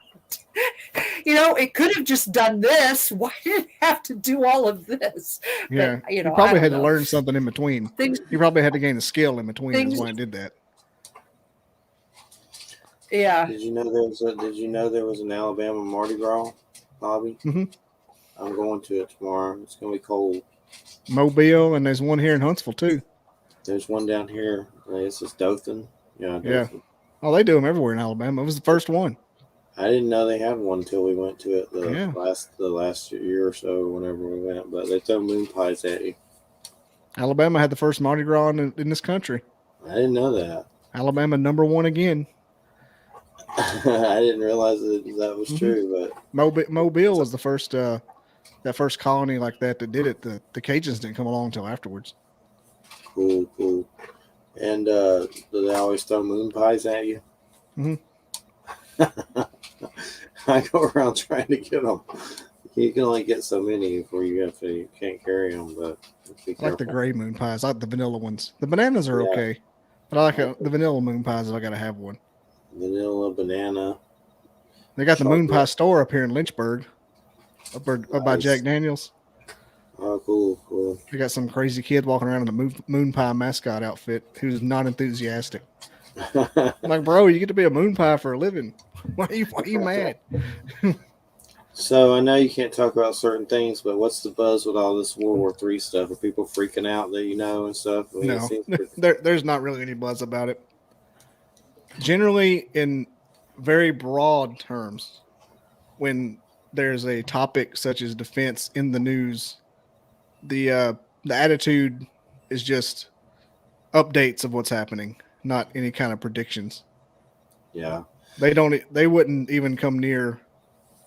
They don't brief that kind of stuff, intention, like what's going to happen, the plans. Seems anything like I would ever be near. Paint some of these train derailments in that other place in North Carolina, like they're trying to make that seem like it's some kind of terrorism. It could just be accidents, I think it's a lot along the lines of how plane crashes are sensationalized. Just right now, anything that's a random tragedy is going to be the flavor of the month. It's a Chinese super terrorist cell. I don't have time for it. I'm like, stuff happens. Somebody posted a video from Nicaragua saying there were no chemtrails there. I'm like, there's no chemtrails here half the time. Depends on what the air traffic is that day. Yeah, definitely. And I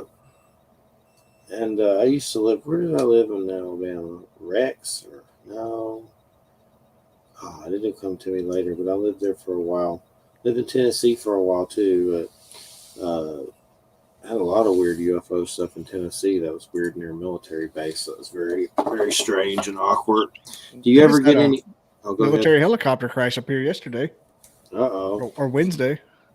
Tennessee National Guard had a Black Hawk fall out of the sky just north of Huntsville. Did anybody pass away or? Yeah, no survivors. Wow. I think it was two or three members of the Tennessee National Guard.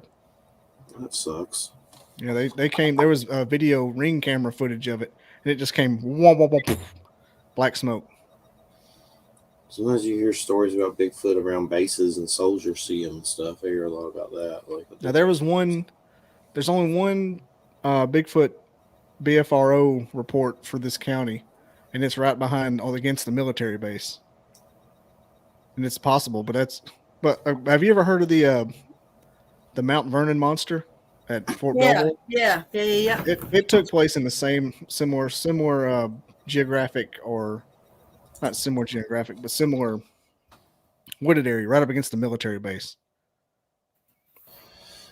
I saw a weird article showing this thing that said the UFOstalker.com was temporary. I think it's a MUFON thing. I don't really care for MUFON that much, but it's just interesting. It said this domain has temporarily been seized by the Department of Defense in coordination with the Department of Homeland Security and Department of Justice in support of an ongoing investigation related to the unidentified aerial phenomenon occurring within North American airspace. It's at UFO sightings hotspot. UFO sightings hotspot.blogspot.com. But supposedly it's their tracker site, and they had this on the front of it, which who knows if it really happened or whatever. That's not true. They would never put that there. They would never say that if that's what actually was happening. May have just been like a promotion that's a gimmick thing. Especially since it's a blog spot. Not even paying for the domain. Let's see. MUFON UFOs. Let's see if anything comes up from any other sources about it. But I know I've heard weird stories about Robert Bigelow trying to buy websites from people. I knew this guy named Manuel that Bigelow's people came to him. It was like a UFO database, and they're like trying to buy it and stuff, which is kind of weird. He buys up weird stuff like that, though. I've heard of it. I'll sell him mine for $200,000.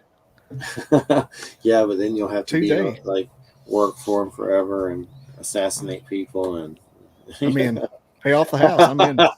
Yeah, I do a lot worse things than that to pay this house off. Assassination would be a good day. I know he owned Skinwalker Ranch. I always want to Yeah. know why Jacques Vallée went there. That French ufologist, that's like a epic dude that went there. They won't tell us a thing because of confidentiality. Bull NDA. crap. Hate it.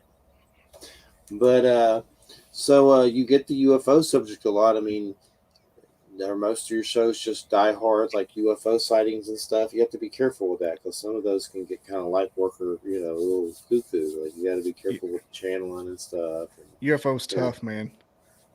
That's a tough one. That's I have kind of a code of ethics, kind of like a honor among thieves thing when it comes to the guests I have. That whatever they say is 100% real while they're on that show. No, it doesn't matter if they said they saw Mickey Mouse grow wings and fly off. It does. Whatever they say is real. But I listen to some of the UFO stuff. I'm like, man, it's hard. It's hard to believe. And I love the subject. But it's a tough one. The Bigfoot guys almost seem like the shining light in that world when it comes to it. Yeah. They're saying on Reddit that is a hoax. Totally. What's a hoax? The UFO stalker being seized by the Department of Defense. Apparently, they hoaxed it. Yeah. DOD wouldn't put that up there that it was seized by me. It just wouldn't be available. They would kill the DNA. They would kill the DNS registry, and you wouldn't be able to. It just wouldn't be a site. Right. Exactly. Exactly. It's a whole lot easier. Sometimes people say stuff like that. They don't know how the military works. It's like they're not going to say the military sees the site. You're just going to go get a 404 error. Yeah. Or a DNS error, the little T-Rex. I had something happen to our site recently, and kept saying DNS database key not found, and it wouldn't let me in, and wouldn't let me get a new password, and I was freaking out, like thought maybe it was hacked or something. I didn't know what was going on, but then an hour later the power all went off, and that made me even more paranoid, which was stupid, but it was just too many crappy things happen at once. But anyway, in the morning, I guess WordPress and all that crap was down, so that's why that happened. So there's been crazy stuff at the site lately. The power in your house went off after that happened? Yeah. I wonder if it wasn't a hub going down locally. It's possible. Because DNS fails, it could just be any number of random little errors. There can be all kinds of stuff that does that. That's my life. That's what I get paid to do. I know the WordPress down thing was up. People reporting it and stuff, and it was down and all that. Yeah, so. WordPress is. I kind of speak it pretty well. I talked to myself about 10 years ago. What was that? It's like on a lot of hubs and stuff. I have a weird thing on WordPress. If you have any advice for it, you don't have to give it to me now, but for some reason, my newsletter mechanism died, and it gives a 404 error now. Oh, the widget? Yeah. The newsletter doesn't go out at all anymore. It just died. It would take everything I posted and send it out, but for some reason, just croaked. I'm trying to figure it out. I would just check on the widget itself to see if it has a known error. If not, just uninstall it completely and reinstall it. Yeah, because they can get errors. I would just try to. Yeah, just check it that way and then try to uninstall and reinstall it, see if that works. Yeah, those widgets are basically just pieces of software installed, so they get bad. Their connection to that database goes bad. It's just they can get corrupted. The server it's hosted on could be bad. You don't know. Yeah, it could be in Hawaii. You don't know where it's at. I'll check it out. I don't know what the hell I'm doing with all this stuff. I've been on a call till 3 a.m. because something happened in Texas that somebody in Germany had to log into and fix. So it's a wild world out there. Are there any other subjects you don't get into that you want to get into? I would love to get more history people. And everybody says, are you doing a paranormal podcast now? I'm like, I'm not necessarily, like I explained earlier. It just kind of morphed into that. Paranormal people are easy to get. I love to talk. It's hard to get science people to be on a show when you say one of my subjects is cryptids and stuff, because they don't want to go woo woo at all. Kind of like Wild Trees. That's why he had to change his name, because he couldn't he couldn't do this over here and then paranormal in this hand. But I would love to get into more history. Well, I've got a background in that. So if you ever want me on, it depends on what kind of history you want. But I can do. I like most of it. I was a history minor in college just because those were the classes I would make A's in. I mean, it's like I do a lot of medieval stuff. I do a lot of like pre-Columbian North American indigenous stuff. Tons of stuff. Native. We do a lot of native stuff. I mean, but Jeffrey knows that. I do. I used to teach world history at the college level. I'm out of. I left academia about 6 or 7 years ago to do other things. But do you ever get into more like the stories stories your teacher won't tell you kind of history? That's what I want to get into. Or weird history. Yeah, absolutely. Or either that or just stuff, not just stuff that they won't tell, but just stuff that hasn't gotten told. You know what I mean? Because we have our sort of mainstream narratives about history, and there's all what happened in real life is always more bizarre. Like one of my favorite like rabbit holes that I went down into like about a year ago because I read this one book about it, was the whole, I mean, we don't think about this now at all because we don't do this, but it was the whole sort of social history and the kind of politics, I guess, if you would put it that way, the politics behind the people who would become public executioners in Europe. Because we have this image of these people who would chop people's heads off or torture people, put them on the rack or, but like nobody ever asks like, who were these people? And like, were they sociopaths that just got gainful employment, during the late Middle Ages or what? And it turns out that it's actually fascinating. It's not that easy. It's, for example, in Germany, oftentimes, like in Nuremberg's the example I can think of, but in many European countries or cities, you became an executioner because oftentimes just simply because the ruler or mayor of a city for some reason didn't like you and forced you to do it. It wasn't. Or they didn't want to do it.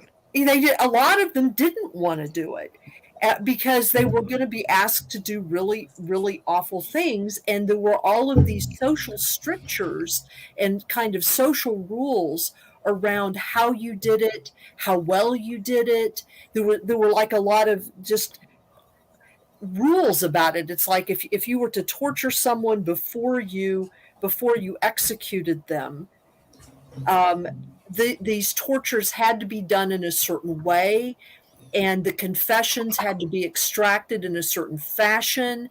And I mean, and it was kind of a public drama between the executioner who was also a torturer and the public who was watching this spectacle, and the person whose body was being used as kind of a physical manifestation of punishment that the community wanted demonstrated in some way. It's very complicated, and woe betide the executioner torturer who didn't do a good job of that, who didn't figure out like how to sort of manage that weird kind of communication. It was like a public drama, basically. It's very bizarre, because we hear about these people, with their big hatchets or whatever, and their mask on and everything, but how they became that, how they trained to become that, Did they want to pass this down to their children?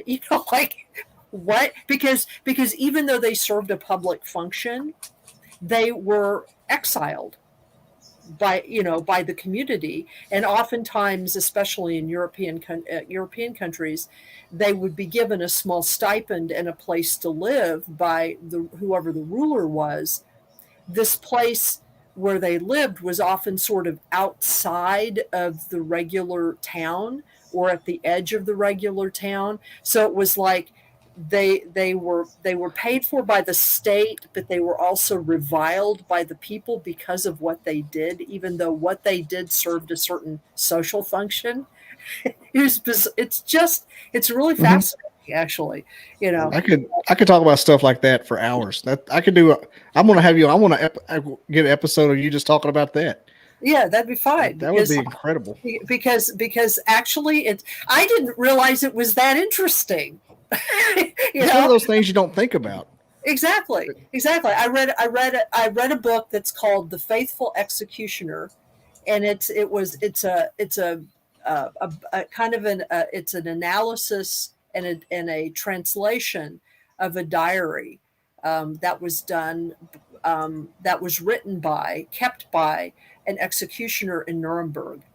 And the reason why it's a unique document is, well, first of all, a lot of people, and this was like in the 17th century. First of all, a lot of people during that time period, didn't keep journals anyway.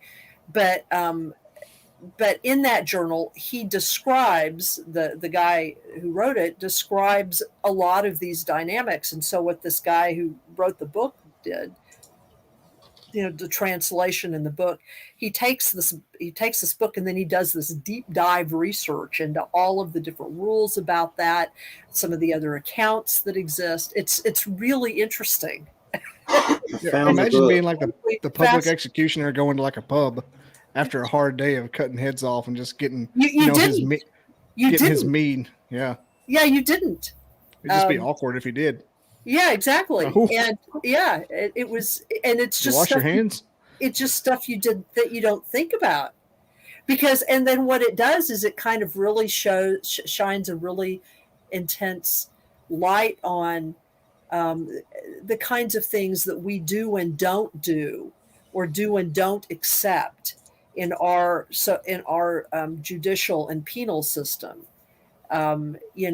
Because some of the things that were done routinely, even very recently, up through parts of the 19th century in the UK and even here, are just really disturbing if you understand like what people were actually doing, in terms of public torture and execution.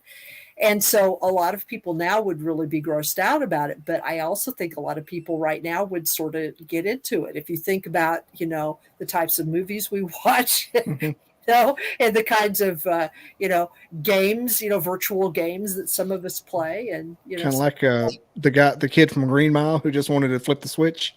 Exactly. Percy. Yeah. I mean, there are, whenever they have a public execution, in parts of in places like Georgia, places like Florida, they always have, like if they have a gas chamber or electrocution or something like that, there's always a line of people, literally a waiting list of people who want to be the person who pushes the button. I can see it. Yeah, I mean, it's just. Anyway, but sure, absolutely. I found that book. I'll check that out. I like, that's the kind of history I like. I like the kind of obscure history. I like weird history too, but I like obscure history. Who's the guy that does the hardcore history? His logo is two eyes. I don't know. There's one story like that I like. It was when Columbus knew there was going to be an eclipse, and he told the natives, "If we don't do this, I'm going to block out the sun." Oh, is that Dan Carlin's hardcore? Yeah, Dan Carlin. Yeah. Yeah. He does the good ones. Yeah. He was talking about these people that betrayed the ruler or something. I can't think specifically, but he went this detail about the punishment that these people did for betraying, like trying to break off and fight the ruler. And they were tied up and their skin was peeled off of them with hot irons. Yeah.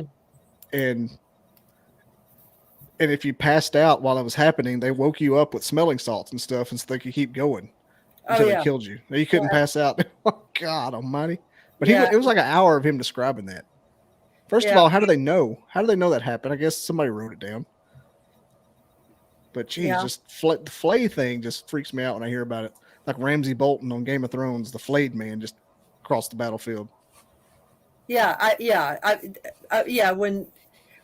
just even the tortures that this guy, you know, this in the faithful execution, the tortures that he had, because you know, one of his the idea of it was that the body is sort of the mechanism that allows an opportunity for the expiation of the soul, essentially, kind of a public confessional.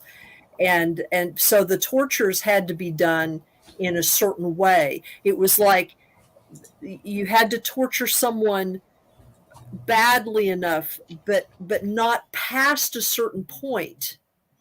Because if it was past a certain point, then the crowd could start to see you as cruel, and then they would call for the person to be executed. It's just interesting. It's just interesting. You know, it's you know, the crowd as spectators played a very important role in you know, how much a person was tortured, how they, you know, and there was a judgment on the executioner at every point and every point in it. It's really interesting. It's not what I thought it would be about. What if I read that book and then in like 2 months we got back together and like dissected it? What's it called now? It's Diary of the Faithful Executioner. The Faithful Executioner. Now it's an academic book, so it's, you know, it's academic-y, but you know, he's not the best writer in the world, but it's so interesting that I didn't care. Well, hey guys, I got to close out. We're supposed to close out at 5 Hill, but Bobby, it's been great. It's BobbyDizzle.com, BobbyDizzle.com. Everybody check it out. And we appreciate you coming on. We'll have to get you on some more for sure in the future when we have more time, and we'll have to do a trilogy. Had a great time. I love these things. Trilogy, We'll do Wild Trees. He's got to do his third in the trilogy at some point. We'll have to me and Wild Trees need to be on here together since he got a new laptop. Yeah, that'd be fun too. That's a rabbit hole likes of lakes you've never seen. Yeah, for sure. We'll definitely do that. We appreciate it. It's been great. And thanks. See you at the Mardi Gras. No, eat a moon pie for me. Yeah, that's right. All right, everybody. Have a good weekend. Thanks for listening. Thanks, everybody. Take care. Have a good weekend. See ya.